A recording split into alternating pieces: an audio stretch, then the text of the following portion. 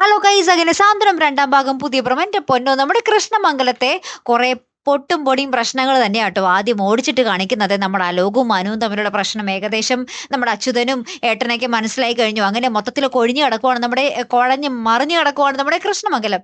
ഏറ്റവും main highlight സംഭവം എന്താന്ന് വെച്ചാൽ, നമ്മുടെ ദേവമംഗലത്തേക്ക് അനുമോളെ കെട്ടാൻ പോയ ചെറുക്കനുണ്ടല്ലോ, ആ ചെറുക്കന്റെ അച്ഛനും അമ്മയും കൂടെ വന്നിട്ട് ഭയങ്കര പ്രശ്നം ഉണ്ടാക്കുക. അതായത് ഞങ്ങൾക്കുണ്ടായ നാണക്കേടിന് ഞങ്ങൾ മാനനഷ്ട കേസ് കൊടുക്കാൻ പോവുകയാണ്.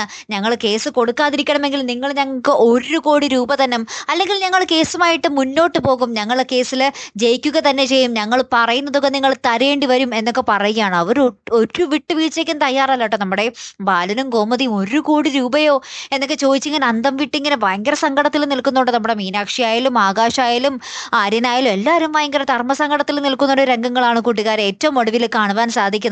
അങ്ങനെ മൊത്തത്തിൽ ഇടിവെട്ടേറ്റ പോലെ നിൽക്കുവാണ് നമ്മുടെ ദേവമംഗലം. ഇനി എങ്ങനെ അതിൽ നിന്നും കര കയറും എന്നുള്ളതാണ് നമുക്കറിയേണ്ടതല്ലേ. കാത്തിരിക്കാട്ടോ. അടുത്തൊരു വീഡിയോയുമായി വരുന്നത് വരയ്ക്കും ഗുഡ് ബൈ.